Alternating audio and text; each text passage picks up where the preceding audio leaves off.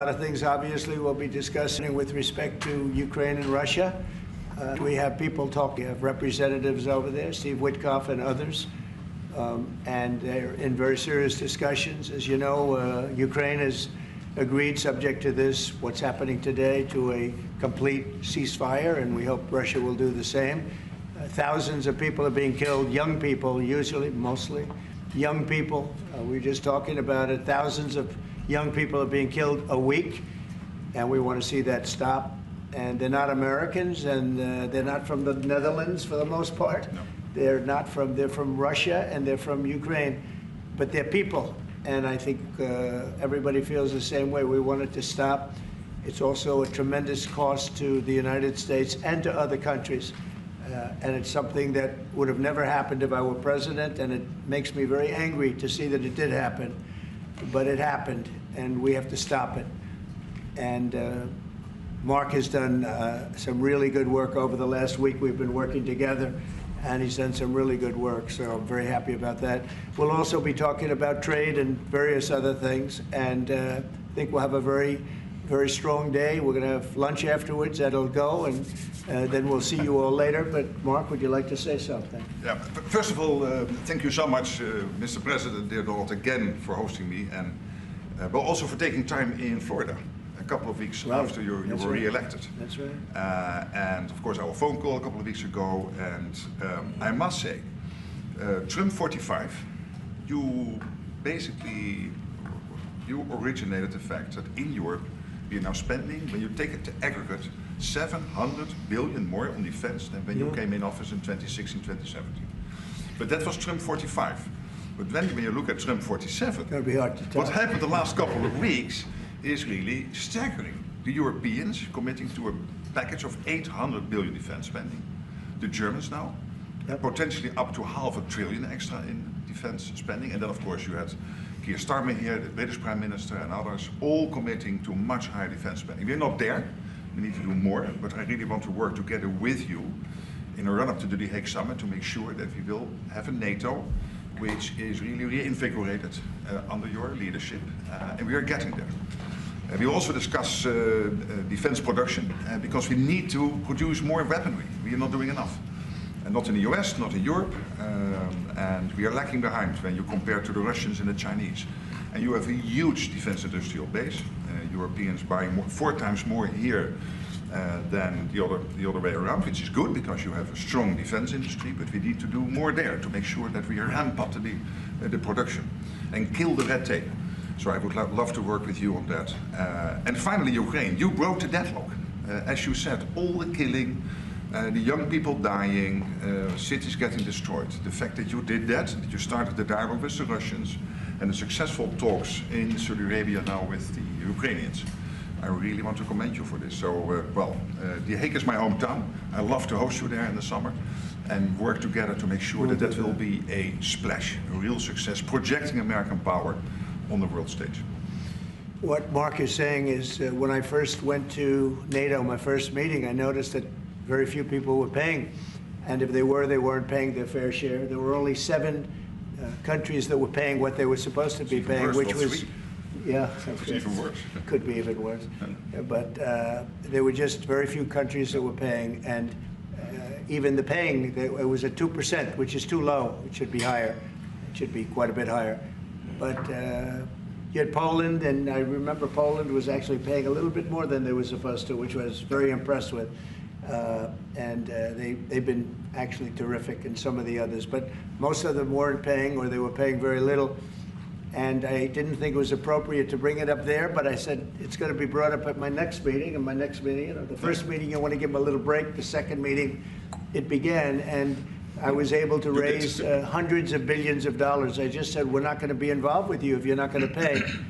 And the money started pouring in, and NATO became much stronger because of my actions and working along with a lot of people, including Mark, but they would not pay for other presidents, and I don't think other presidents even knew that they weren't paid. I asked, first question, has everybody paid up? And literally, I mean, they told me 7. You could be right, it could be 3, but that makes it even worse. But they just weren't paying. And I said, no, I won't protect if you're not paying. If you're delinquent or if the money isn't paid, why would we do that? And as soon as I said that, you got a little hit from the press because they said, oh, gee, that's not very nice. But if you said the other, nobody would have paid. And the money started coming in by the billions. And, you know, hundreds of billions of dollars flowed into NATO, and NATO became strong. Yeah. And you remember that. Your predecessor, who I thought was a very good man. Absolutely, actually. Jens Stoltenberg. He sends his best greetings. He was Yeah. terrific. Stoltenberg, Secretary General. Great And man. he made the statement that when Trump came in, the money started coming in like we never saw before. Hundreds of billions, actually probably close to $600 billion came in. And NATO became strong from that standpoint. And now we have to use it wisely, and we have to get this war over with, and you'll be back to a normal, much more normal life. And maybe we're close. We're getting words that things are going okay in Russia, and it doesn't mean anything until we hear what the final outcome is. But they have very serious discussions going on right now with President Putin and others, and hopefully they all want to end this nightmare. It's a nightmare. It's a horrible thing when you look. I get pictures every week. They give me the pictures of the battlefield, which I almost don't want to see. It's so horrible to see young people laying arms and legs and heads laying all over the field. It's the most terrible thing that you'll ever see. And it's got to stop. These are young people with mothers and fathers and sisters and brothers and friends. And it's got to stop. So we hopefully are going to be in a good position sometime today to have a good idea. We'll have, we know where we are with Ukraine, and we are getting good signals outside of Russia as to where we are with Russia. And hopefully they'll do the right thing. It's really humanity. We're talking about humanity. We're not talking about the money. But then you add the money to it, and, you know, hundreds of billions of dollars is being spent and really wasted so unnecessarily. It should have never happened. So it's an honor to have you here. They picked a great gentleman. I'll tell you, I was so happy to hear, because you had somebody, Stoltenberg was really good, and you have somebody that's going to do an incredible job. And I was so much in favor of you. You have no idea. They had another person that I did not like. I was not happy. And I think I kept him from, you know what I'm talking about. I said, this is the right man to do it. And he really did. He was a great prime minister of the Netherlands. He did a great job. And that's what he's doing right now. So thank you, everybody, for being here. And it's a very great honor to have you. And we even have some of our great energy people here today, right? We have the governor, and we have Chris. You know Chris, right? Absolutely. He's supposed to be the most talented man in the world of energy, according to the governor. So I don't know if he's right. And we have General. You've been fantastic. Thank you very much. And we have a lot of good people that won't be so much involved with this, but they wanted to see what was happening. It's become a little bit of a show, but they wanted to see what was happening, and I think a lot of good things are happening. So with that, if anybody would have a question. Mr. President, on Russia. Please, go ahead. So that- Sorry, man. Steve Witkoff's trip to Moscow, you spoke about it. What sort of agreement do you hope he comes away from there with? Well, we'd like to see a ceasefire from Russia, and we have, you know, not been working in the dark. We've been discussing with Ukraine land and pieces of land that would be kept and lost, and all of the other elements of a final agreement. There's a power plant involved, you know, a very big power plant involved. Who's going to get the power plant, and who's going to get this and that? And so, you know, it's not an easy process. But phase one is the ceasefire. A lot of the individual subjects have been discussed, though. You know, we've been discussing concepts of land, because you don't want to waste time with a ceasefire if it's not going to mean anything. So we're saying, look, this is what you can get, this is what you can't get. They discussed NATO and being in NATO, and everybody knows what the answer to that is. They've known that answer for 40 years, in all fairness. So a lot of the details of a final agreement have actually been discussed.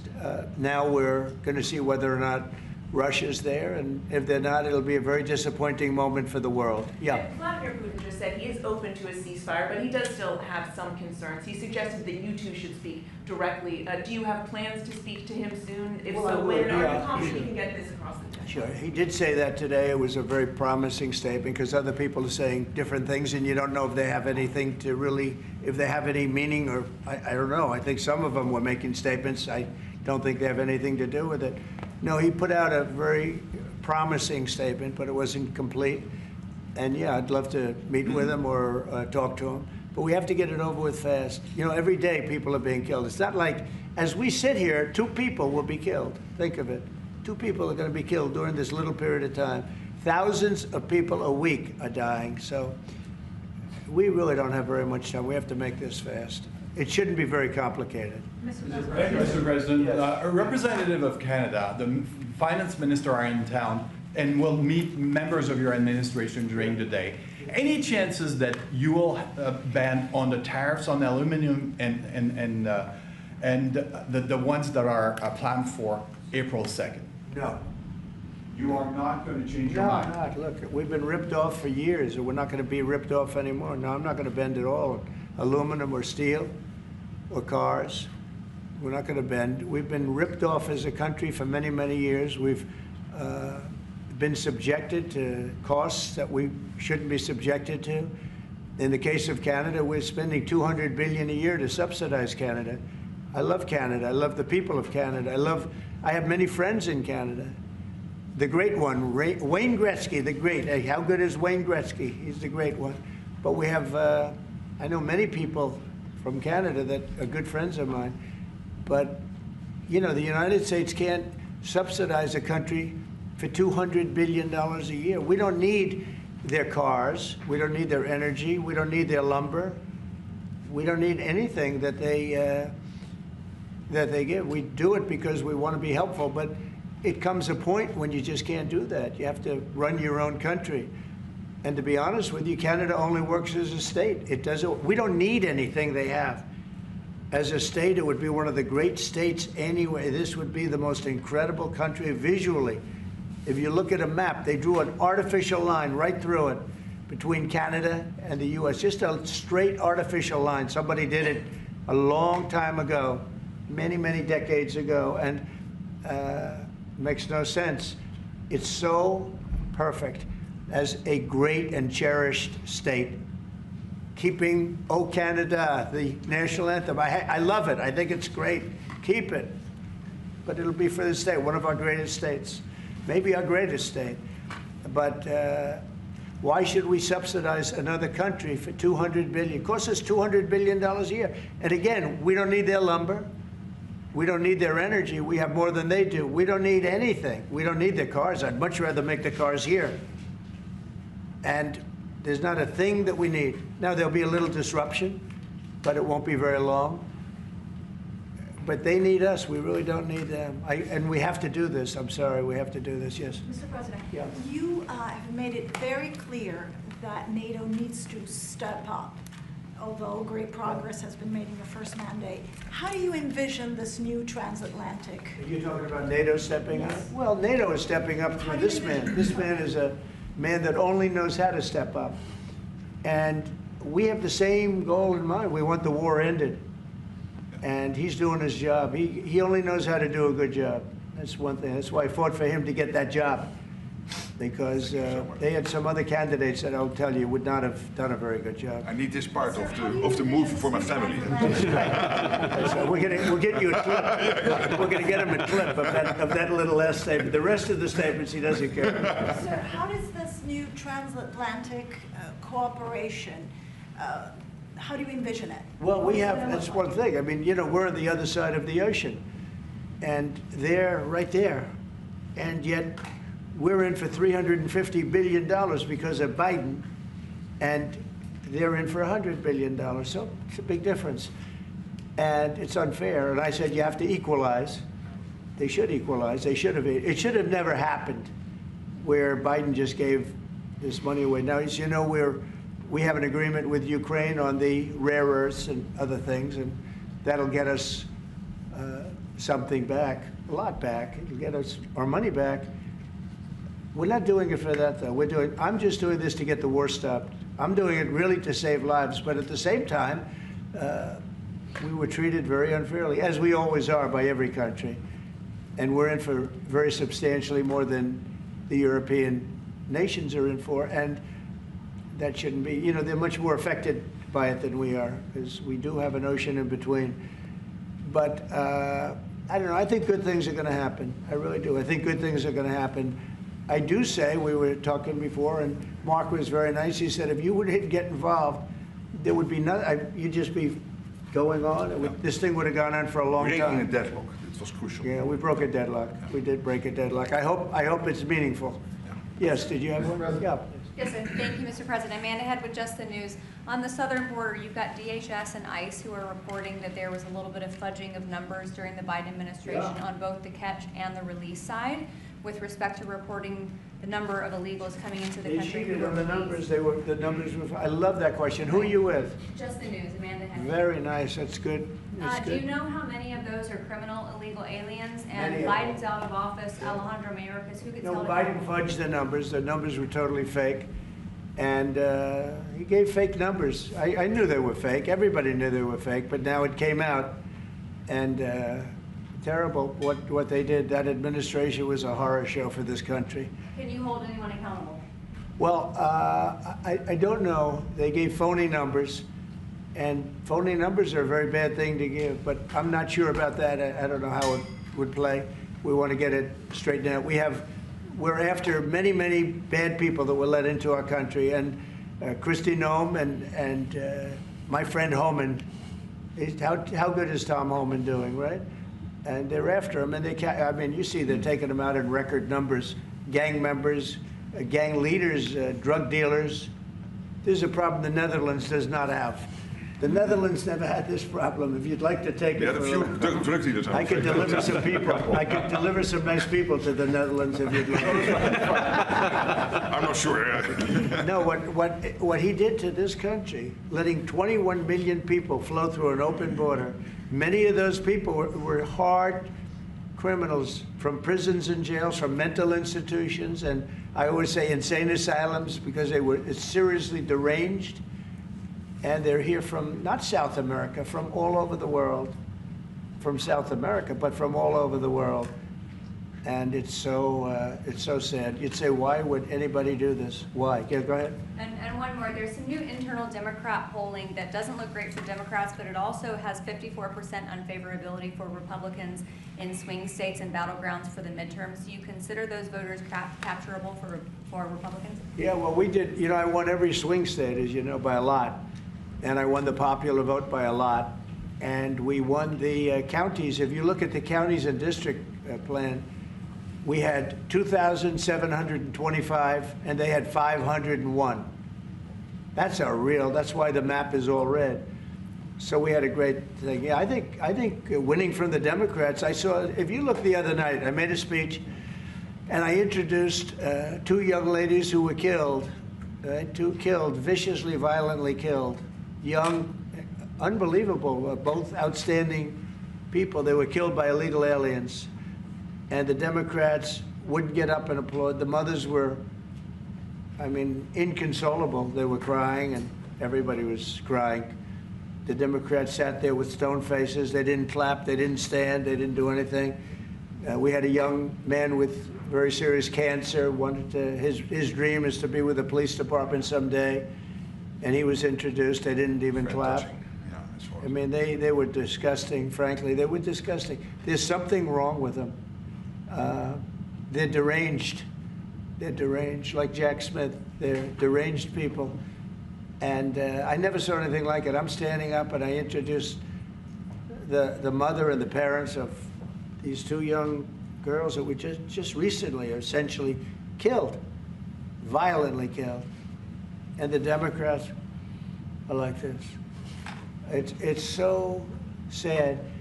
And I saw this morning where one of them is pretty well known, one is fighting like crazy over men being able to play in women's sports. I said, I thought that was tried. I thought that was about I think it's a 95% issue. But in a way, I want them to keep doing it because I don't think they can win a race. I tell the Republicans, I said, don't bring that subject up because there's no election right now. But about a week before the election, bring it up because you can't lose. And everything's transgender this, transgender that. They have bad politics, but one thing, they stick together. I wish, and the Republicans stick together mostly, but we have a couple that are grandstanders. You know, you always have grandstanders in life. But the Democrats, they have grandstanders, but when it comes to a vote, they do stick together, right? Yes, sir. It So- seems like they'll stick together on the shutdown. Will that hurt Democrats going into midterms?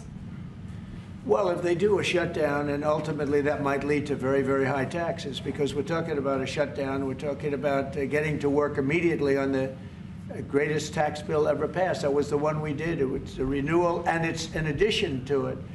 And we're going to cut people's taxes.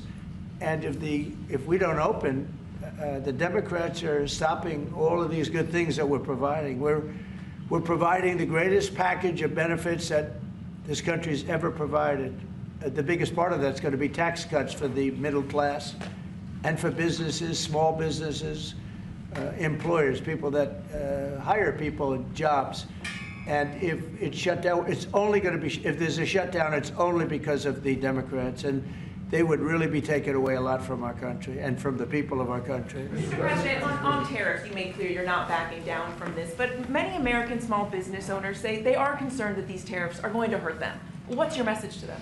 They're going to be so much richer than they are right now. And we have many. Yesterday, General Motors was in. They want to invest $60 billion. The people from Facebook were in yesterday. They're going to invest $60 billion by the end of the year.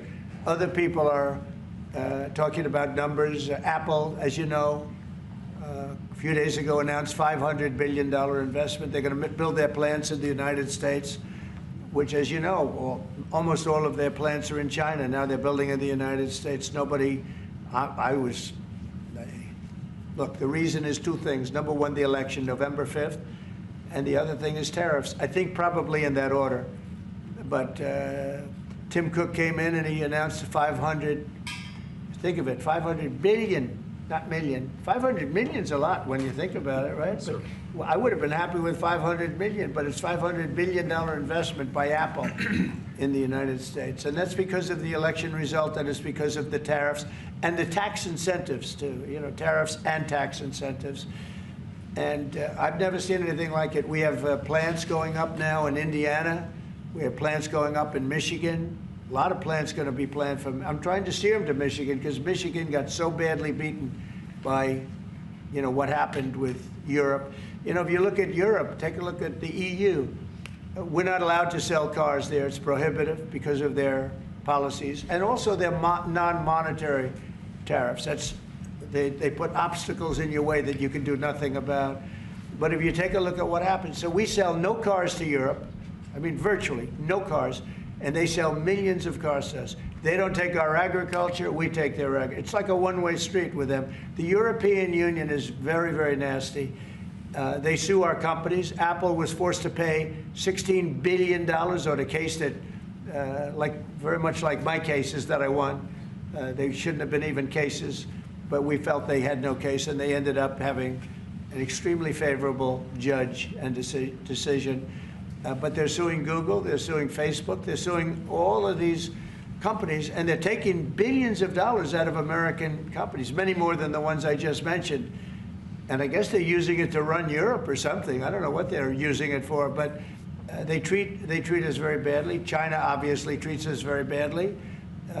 Almost everybody does, and I blame past presidents, to be honest, because when I was president, we received so far about $700 billion from China over the years on the tariffs that I put in. No other president got 10 cents from China.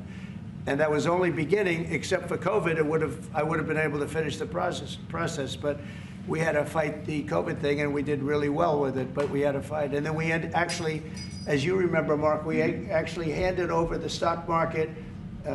It was higher than just previous to COVID coming in, which was sort of a miracle, frankly. We did a good job. But the tariffs are very important. And I think the psychology, there's great spirit. When Mark came in, he said, congratulations, there's a whole new spirit, there's a whole new light over this country and really over the world.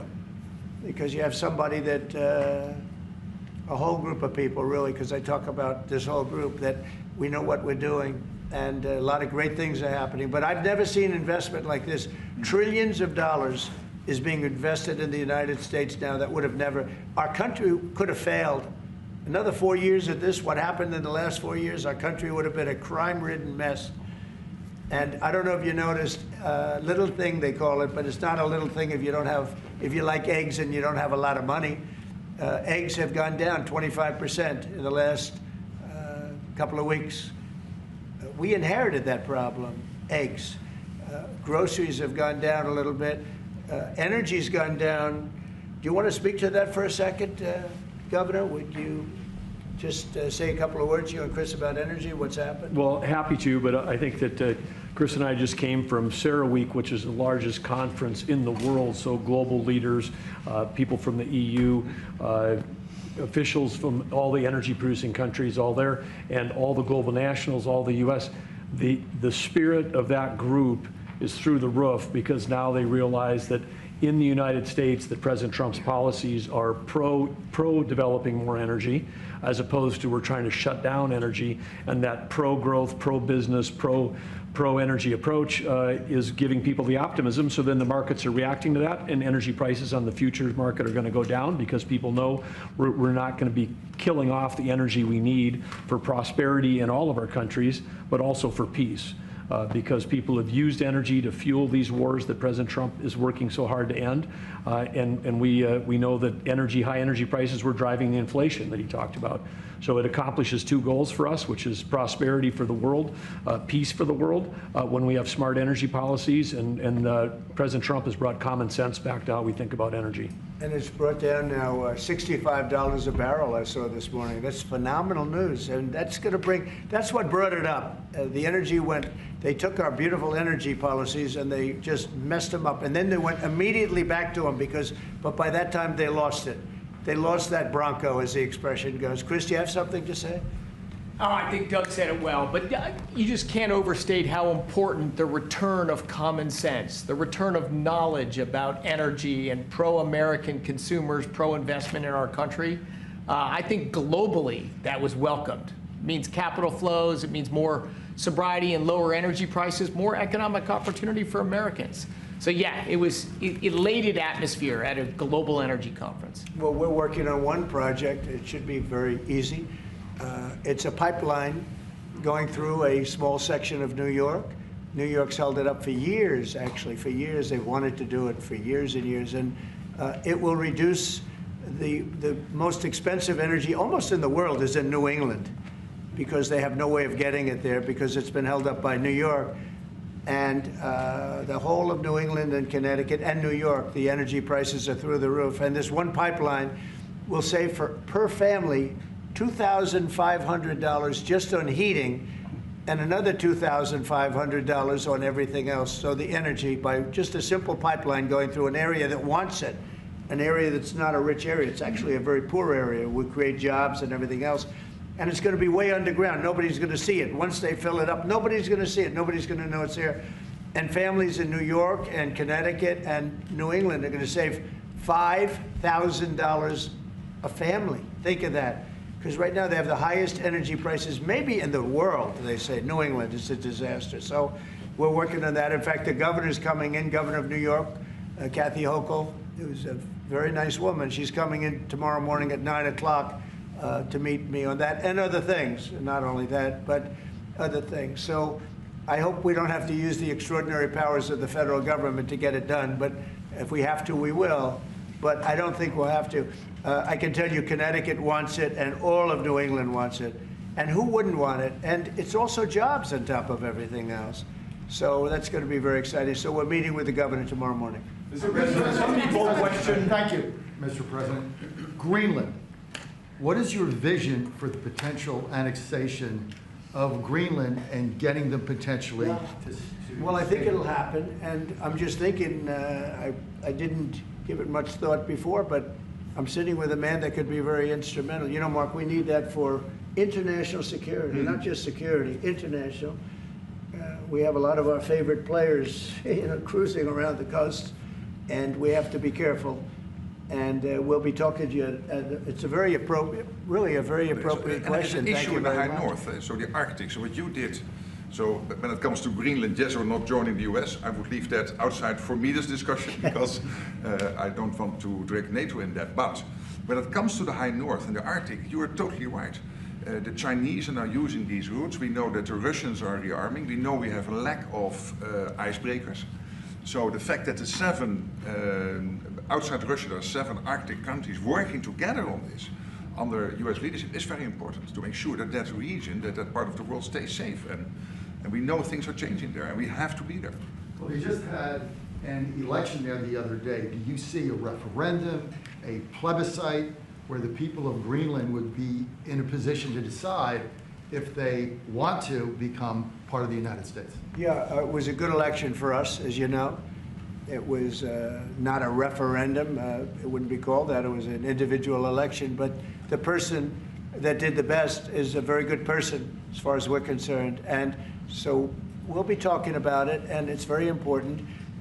Mark mentioned the word icebreaker. So we've ordered, we're in the process of ordering 48 icebreakers. And Canada wants to know if they could use them. I said, well, you know, you got to pay for them. Think of it, Canada.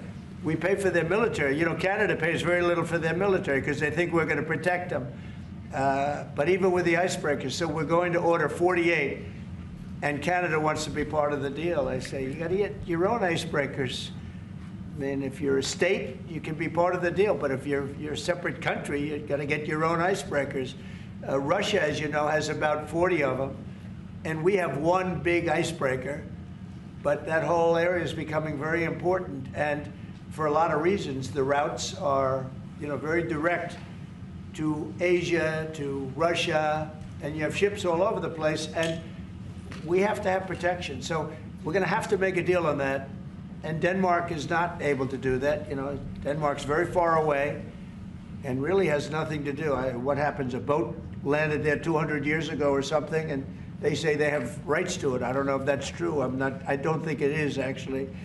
But we've been dealing with Denmark. We've been dealing with Greenland, and we have to do it. We really need it for national security. I think that's why NATO might have to get involved in a way, because we really need Greenland for national security. It's very important. You know, we have a couple of bases on Greenland already, and we have quite a few soldiers, and maybe you'll see more and more soldiers go there. I don't know. What do you think about that, Pete?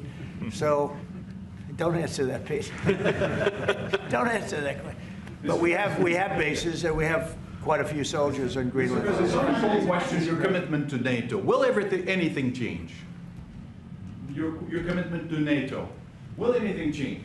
Same amount of money? Well, I think they made a great step by putting Mark in charge. I think, to me, that's a great step, because he and I have seen eye to eye on everything for a long time. We've been doing this a long time now. 9 years now. And so that's a great step. You have to keep NATO strong. You have to keep it relevant. But the biggest thing we have to worry about right now is what's going on right now.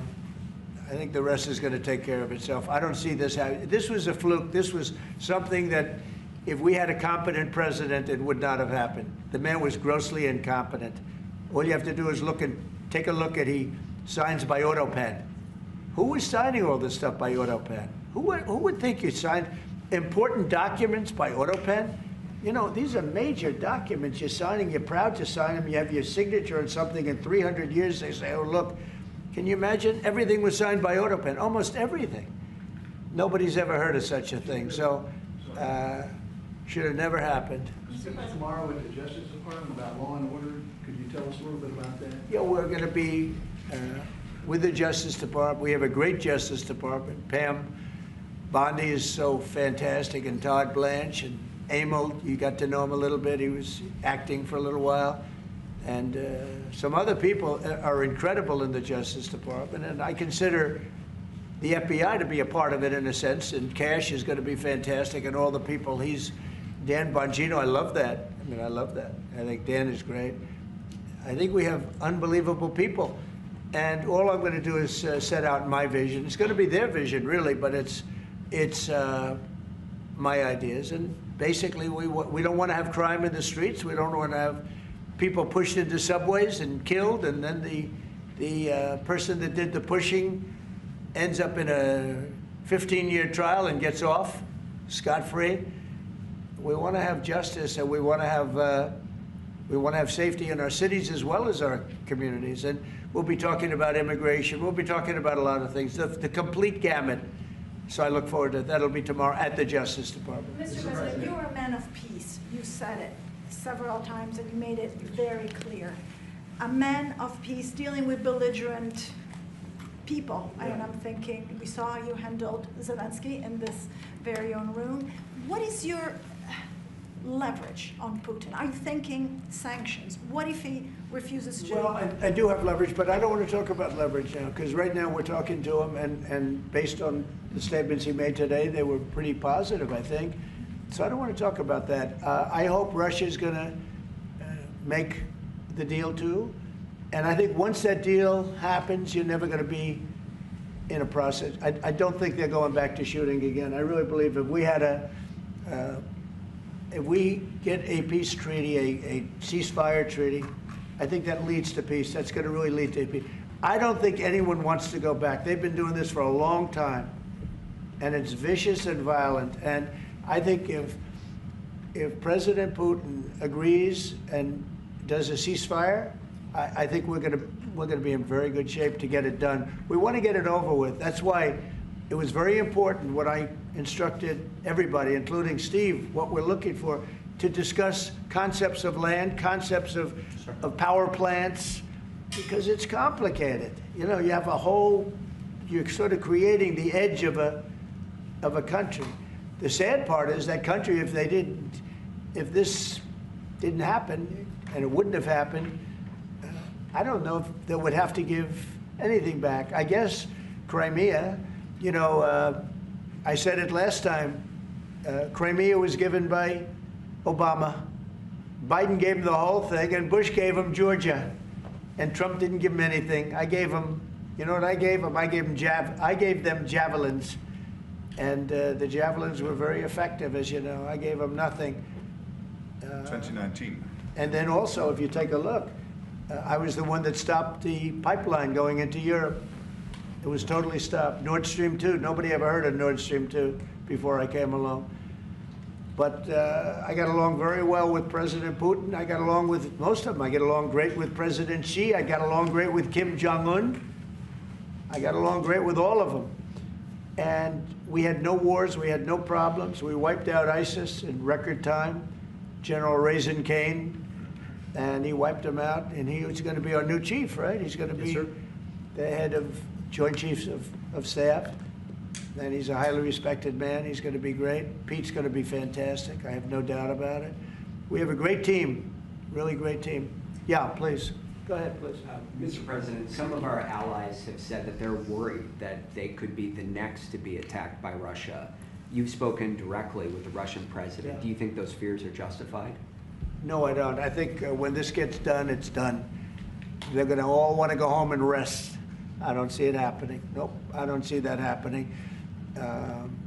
And we'll make sure it doesn't happen. Not going to happen, but we'll make sure it doesn't happen.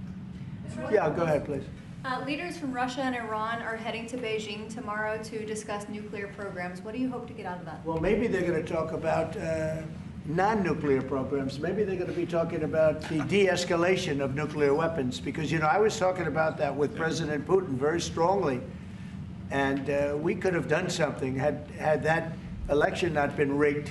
We would have had something. I think I would have made a deal with Putin on de-escalation, denuclearization, as they say, but we would have de-escalated nuclear weapons, because the power of nuclear weapons is so great and so devastating. And right now, Russia and us have by far the most, but China will catch us within 5 years. China doesn't have, but they're in the process of building, and they build. And within 4 or 5 years, they'll probably have the same. And by the way, this is a Republican tradition. Ronald Reagan, when he negotiated with Gorbachev in the 1980s about bringing down the number of nuclear weapons, it's what you have been doing your first term, and it is important. It would be a great achievement if we could bring down the number. We have so many weapons, and the power is so great. And number one, you don't need them to that extent. And then we'd have to get others, because, as you know, in a smaller way. Kim Jong-un has a lot of nuclear weapons, by the way, a lot.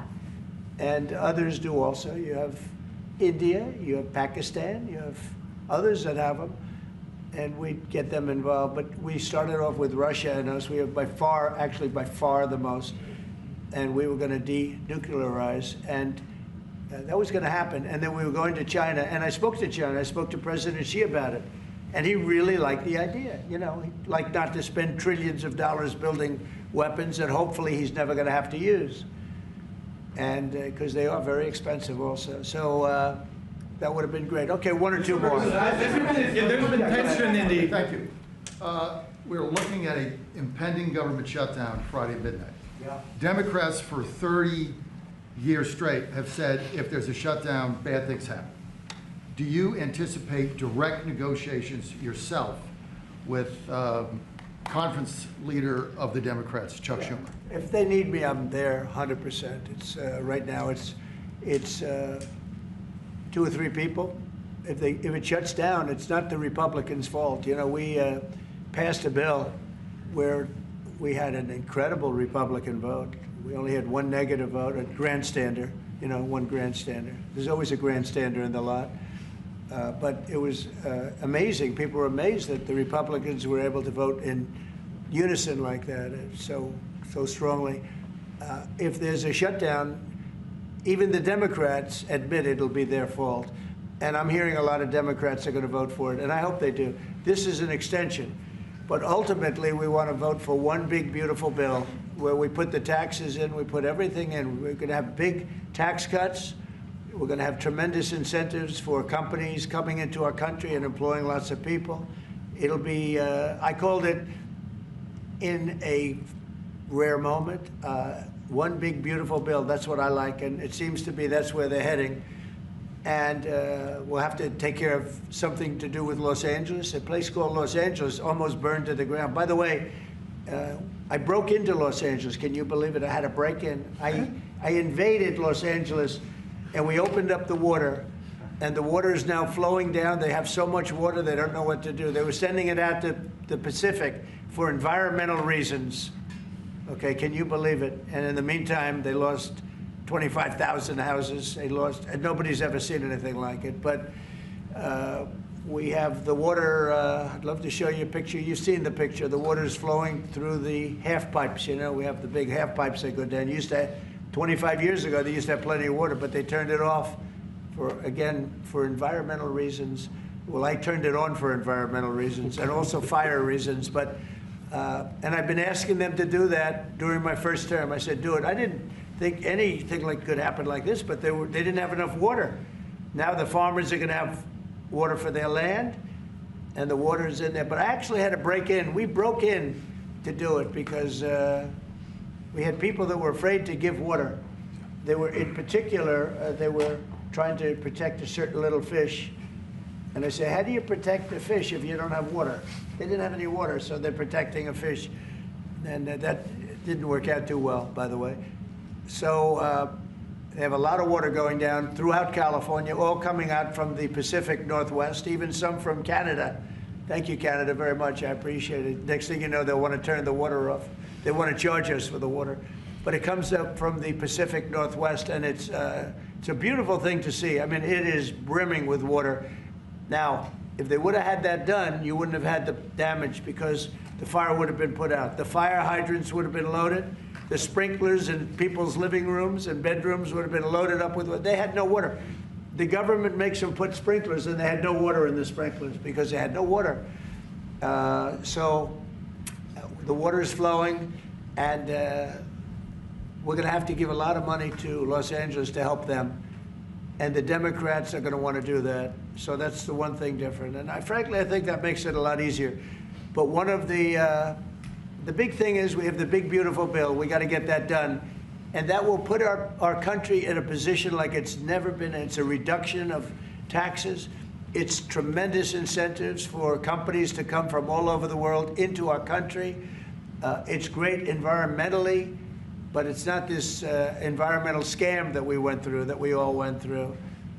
It provides for everything. It's a big, beautiful bill, and I hope we can get it approved, and that'll be next. But in the meantime, we have the continuing resolution, and the Republicans have approved it, and now the Democrats have to approve it, and I hope they will. And I think a lot of them, I can tell you, they want to.